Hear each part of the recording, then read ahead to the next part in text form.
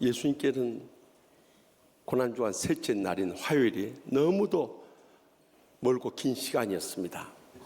가장 먼저는 이 대제사장과 장로들이 와서 예수님을 공격해 왔습니다. 그러나 물리치셨어요.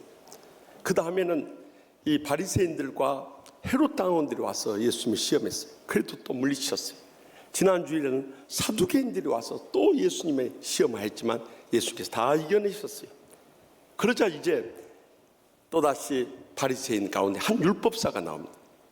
이 율법사라는 것은 헬라어로 노미코스라고 하는데요, 같은 사건을 다루고 있는 마가복음 11장에서는 서기관이라고 글을 증거하고 있고요, 또 누가복음 5장에서는 율법교사라고 명하고 있습니다. 그들은 회당에서 이 율법의 말씀을 정통해서 가르치는 자들이었습니다. 그런데 그가 예수님께 와서 선생님, 이 계명 중에서 어떤 것이 가장 큰 계명입니까? 하고 물어봅니다. 같은 선생님이라고 부르지만은 그러나 헬라 원어 성경에 보면은 니고데모처럼 예수님을 높이면서 정말 랍비라고 부른 것이 아니라, 이건 여기서는 예수님을 낮추면서 디다스칼로스라고 호명하는 것을 우리가 주목해야 됩니다. 우리가 이번 추석 명절을 맞이하면서 우리를 비하하고 낮추고 공격해오는 그런 부모, 형제, 자손들을 접할 때 우리가 어떻게 가장 큰 계명인 이 사랑을 행할 것인가, 이 시간도 들려주시는 하나님의 음성을 다 함께 들을 수 있길 바랍니다. 먼저 본문 37절에서 38절 말씀 다 같이 읽겠습니다. 예수께서 이르시되 내 마음을 다하고 목숨을 다하고 뜻을 다하여 주 너희 하나님을 사랑하라 하셨어요. 이것이 크고 첫째 되는 계명이요. 아멘. 당시 유대인들은 하나님께서 허락하신 수많은 계명들이 있는데, 하나는 적극적인 계명이 이 사람의 몸의 지체의 수인 248가지라고 믿었고요, 또 하지 말라는 이 소극적인 계명이 1년 365일, 그래서 365가지, 합해서 613가지로 알고 있었어요. 그 가운데 중심이 되는 계명이 바로 모세를 통해 주셨던 십계명이었던 거예요. 그런데 이 율법사는 예수님께 이 많은 계명 중에서 어느 것이 큰 계명이냐고 물어온 거예요. 그때 예수님께서 신명기 6장 5절 말씀을 인용해서 너는 마음을 다하고 목숨을 다하고 뜻을 다하여 주 너희 하나님을 사랑하라 하고 말씀하신 것입니다. 그런데 여러분들, 신명기 말씀하고 오늘 본문의 말씀의 차이를 든다면, 신명기 말씀은 우리의 마음을 다하고 뜻을 다하고 힘을 다하여 내 하나님 여호와를 사랑하라고 했다면, 예수님께서는 보다 더 이 말씀을 강화해서 내 마음을 다하고 목숨을 다하고 뜻을 다하여 주 너희 하나님을 사랑하라고 명령하고 있는 거예요. 그러니까 우리가 마음으로 사랑하는 정도가 아니라 목숨 바쳐 사랑할 수 있는 그 믿음을 주님께서 강조하셨던 것입니다. 우리가 진정으로 하나님을 그렇게 목숨 바쳐 사랑할 정도 사랑해야 진정한 사랑의 삶을 살아갈 수 있기 때문인 거예요. 그런데 우리의 인생은 어떠합니까? 다 은혜 받기를 원하고 축복 누리기 원하고 행복하게 신앙생활 하기 원하지만은 우리는 이 명령대로 따르지 않고 있는 현실이에요. 주님보다 더 사랑하는 돈이나 명예나 향락이 얼마나 많습니까? 우리의 부모님이나 형제들이나 자손들 여기에 매여서 살지 않습니까? 우리의 가정이나 직장이나 세상에 빠져 살고 있지는 않느냐는 거예요. 이것이 근본적인 우리의 신앙의 문제임을 깨우쳐주고 있는 것입니다.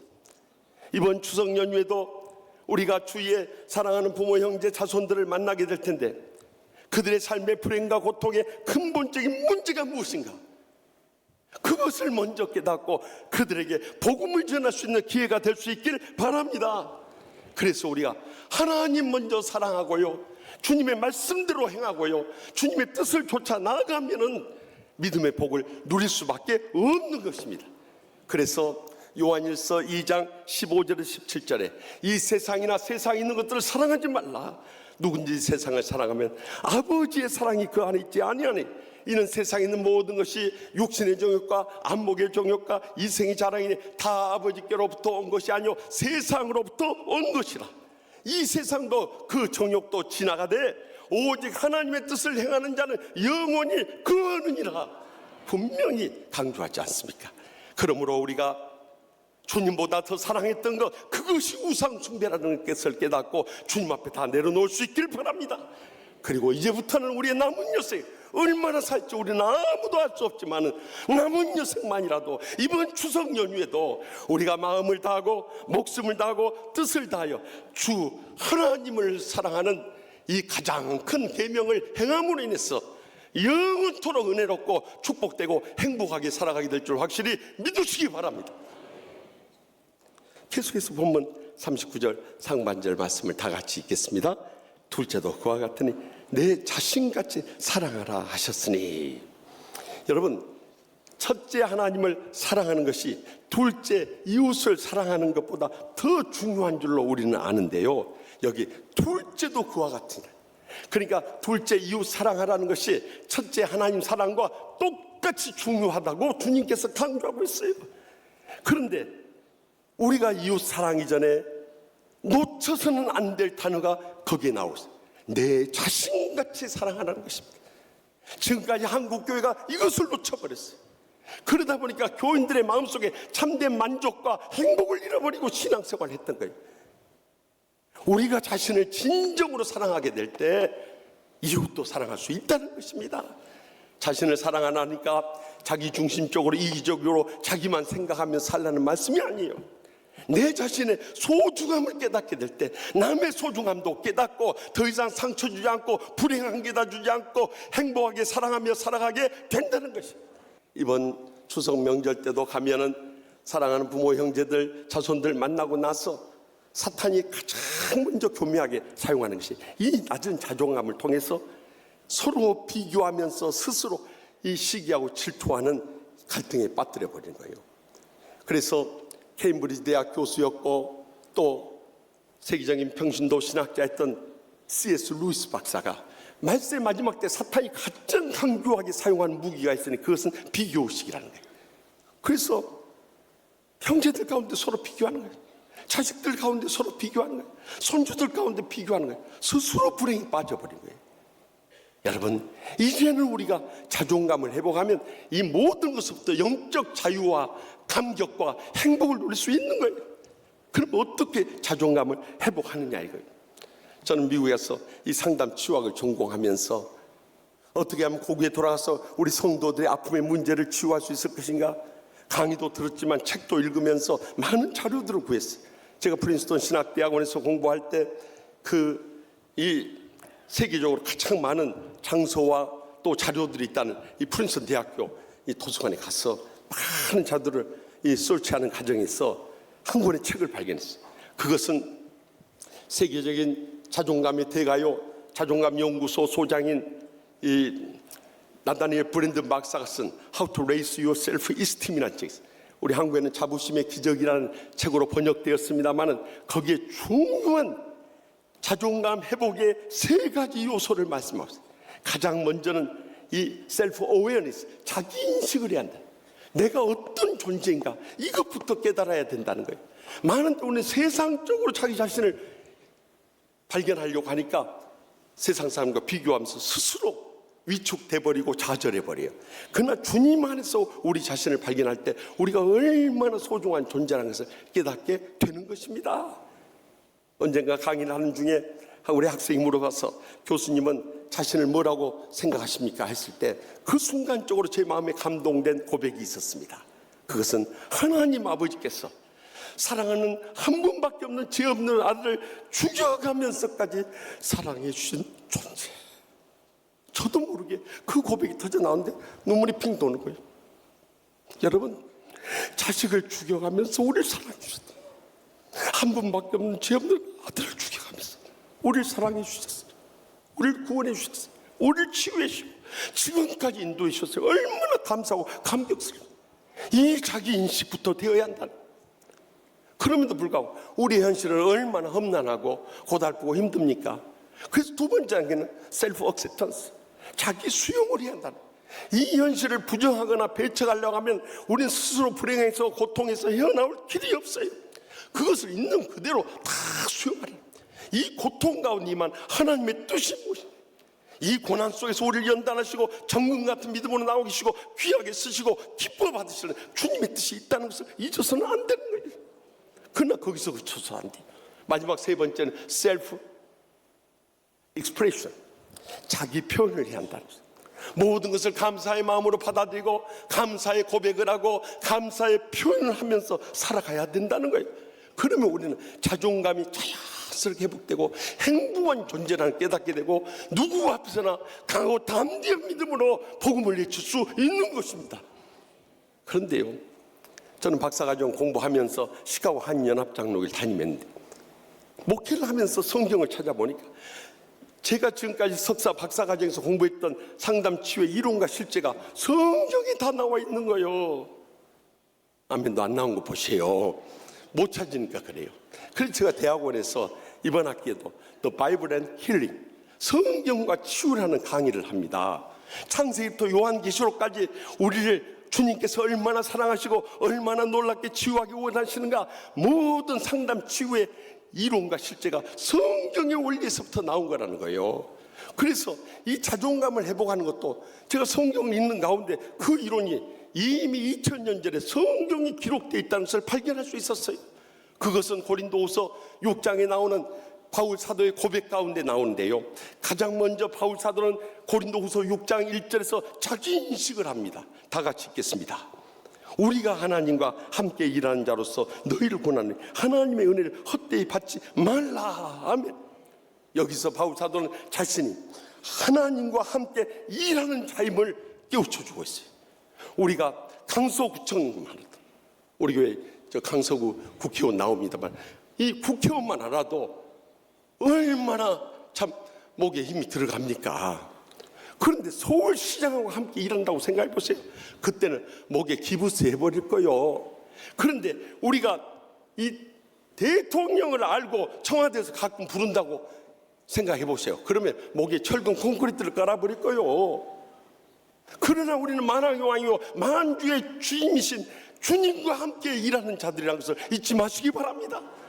그럼에도 불구하고 바울 사도가 그런 자기 인식 가운데서 고난이 없었던 게 아니에요. 고린도후서 이 11장에서 자세히 설명하지만 여기 고린도후서 6장 4절에서 5절에도 분명히 고백하고 있어요. 다 같이 읽겠습니다. 오직 모든 일에 하나님의 일꾼으로 자찬에 많이 견디는 것과 한란과 궁핍과 고난과 매맞음과 갇힘과 난동과 수고로움과 자지 못함과 먹지 못하는 가운데서도, 여러분, 이런 고난과 역경과 시련과 절망의 구렁텅이에서도 바울 사도는 이 모든 것을 하나님 뜻으로 다 수용할 수 있었던 거예요. 그렇기 때문에 자기 수용을 함으로 인해서 마지막 자기 표현을 하게 되는데 고린도후서 6장 8절에서 10절에 계속해서 고백합니다. 우리 다 같이 읽겠습니다. 우리는 속이는 자 같으나 참되고 무명한 자 같으나 유명한 자요 죽은 자 같으나, 다 같이 읽어요. 우리가 살아있고 징계를 받은 자 같으나 죽임을 당하지 아니하고 근심하는 자 같으나 항상 기뻐하고 가난한 자 같으나 많은 사람을 부유하게 하고 아무것도 없는 자 같으나 모든 것을 가진 자로다. 아멘. 여러분, 저는 이 고백을 읽기만 해도 막 가슴이 뜨거워지고요, 얼마나 자랑스럽고 영광스럽고 복된 자인가 하는 것을 깨닫지 않을 수 없는 거예요. 그러므로 우리가 이제 자기 인식과 자기 수용과 자기 표현을 통해서 이 자존감이 회복되게 될 때 진정으로 우리 자신을 사랑하게 되는, 가장 큰 계명을 행함으로 인해서 날마다 천국의 축복과 행복의 감격 속에 살아가게 될 줄 확실히 믿습니다. 그러나 여기서 붙여서 안 돼. 마지막으로 39절 하반절에서 40절 말씀을 다 같이 읽겠습니다. 내 이웃을 내 자신같이 사랑하라 하셨으니 이 두 계명이 온 율법과 선지자의 강령이라. 아멘. 여러분, 하나님 사랑과 이웃 사랑이 온 율법과 선지자의 강령이라는 핵심이고 요약이라는 거예요. 그러나 원어 성경에 보면은 이렇게 표현하고 있습니다. 율법과 선지자는 이 두 계명에 걸려 있다. 행원이라는 단어를 쓰고 있어요. 다시 말하면 우리의 모든 율법서와 예언서의 해석은 하나님 사랑, 이웃 사랑, 다시 말하면 십자가의 사랑을 통해서만 해석될 수 있고 유지될 수 있고 모든 것이 결정된다는 귀한 영적인 교훈을 우리에게 증거해주고 있는 것입니다. 그러므로 하나님 사랑하지 못하고 이웃 사랑하지 못하고 우리 신앙은 다 무너져 버립니다. 아무리 평생 목사, 장로, 권사, 집사했다 할지라도 그것은 맹탕 신앙생활을 한 것이에요. 그러므로 우리는 하나님 사랑하고 이웃 사랑의 삶을, 이 십자가의 복음의 삶을 살아갈 수 있기를 바랍니다. 그러면 우리의 이웃이 무엇입니까? 유대인들은 바로 자기 동족을 이웃으로 생각했습니다. 그러나 예수님께서는 마태복음 5장의 말씀을 통해서 이 이웃에 대해서 해를 악인이나 선인에게 비춰주시고 비를 의로운 자나 불의한 자에게 비춰주시, 나를 지한 모든 사람이 이웃됨을 증가하고 있는 것입니다. 그렇다면 우리의 가장 첫 번째 이웃은 무엇입니까? 그것은 우리 집안 식구예요. 그런데 오늘의 현실은 이 집안 식구가 정말 사랑해야 할 존재로 느끼십니까? 아멘 소리 안 나온 거 보세요. 예수님께서 이걸 다 하시고 마태복음 10장 36절에 사람의 원수가 자기 집안 식구리란 말씀. 이번 명절을 맞이하면서도 우리 여성도들은 가장 먼저 시가 식구들에 대한 부담이 생겨요. 그래서 명절 증오가 생기는 거 아니에요. 특별히 고부간의 갈등은 성경대로 남자가 그 부모를 떠나지 못한 데서부터 시집살이가 시작되고 고부 갈등이 시작돼서 수많은 여성들이 얼마나 상처받고 불행의 눈물을 흘리면서 고통 가운데 인생을 살아가고 있습니다. 그래서 요한일서 4장 20절에 누구든지 하나님을 사랑하느라 하고 그 형제를 미워하며 이는 거짓말하는 자니 보는 바 형제를 사랑하지 아니하는 자는 보지 못하는 바 하나님을 사랑할 수 없느니라. 여러분, 우리가 지금도 사랑하지 못하는 내 부모, 형제, 자녀손들이 있다면 신앙생활 잘못하고 있는 것입니다. 아무리 평생 신앙생활해도 그런 믿음을 가지고는 절대 천국 갈 수가 없는 거예요. 그렇기 때문에 우리는 우리 신앙생활에 걸림돌이 되는 이 지난날에 사랑하지 못했던 이 문제를 해결해야 되고 가야 되는 거예요. 근본적인 문제가 어디 있는가? 하나님 사랑하지 못하고 내 자존감이 회복되지 못하고 자신을 사랑하지 못하니까 지난날 상처가 더 이상 치유가 안 되는 거예요. 제가 부모님 떠나서 초등학교 5학년 때 떠나서 이제 도시로 유학을 떠났는데요, 방학 때 내려오거나 명절 때 내려가면요, 우리 부모님, 장로님, 권사님이신 부모님이요, 항상 선물을 싸주면서 목사님한테 인사드리고 와라 그랬어요. 내가 꼭 이런 말 하면 여러분들, 목사님이 또 선물 갖다 바치네, 이런 상처가 치유되지 않은 사람들이 갖는 마음이요. 여러분들 시골에 가면 고향교회, 우리를 오늘에 있게 한 그 고향교회 가서 감사헌금이라도 드리고, 목사님, 우리 아버지, 어머니, 형제들 다 잘 맡아주십시오 하고 그들을 구원하고 치유하고 양육하는 일에 우리의 모든 물질도 아까워하지 말고 쏟을 수 있기를 바랍니다. 그럴 때 하나님 아버지께서 누가복음 6장 38절에 분명히 주라 그리하면 너에게 줄 것이니 곧 되어 훈도로 넘치도록 너에게 안겨주리라. 너희가 헤아리는 그 헤아림으로 너희가 헤아림을 도로 받을 것이니라. 분명히 약속하지 않습니까? 그러므로 우리가 이제는 이웃 사랑할 수 있는 이 절호의 기회를 놓쳐서는 안 되는 거예요. 이번 추석 명절에야말로 하나님께서 우리에게 그 사랑의 섬김을 베풀라고 하신 것으로 믿고 나아갈 때 그것이 내 일생이 복이 될 뿐만 아니라 자손 대대로 복되게 쓰임받게 될 줄 분명히 믿으시기 바랍니다. 이제 더도 말고 덜도 말고 한가위만 같아라 하는 말이 있지 않습니까? 이제는 추석 명절 맞아서 마음 상하고 상처받고 시험에 빠져서 돌아오지 마시고요, 정말 이번 추석에 가서는 내가 하나님 사랑하고 나 자신 사랑하고 이웃 사랑하고 형제들 사랑하고 모든 가족들 사랑하는 것을 삶 가운데 실천하고 돌아오시기 바랍니다. 우리가 그렇게 살지 않으면 그 사랑의 상처들이 자손 대대로 불행과 고통으로 남기 때문에 그래요.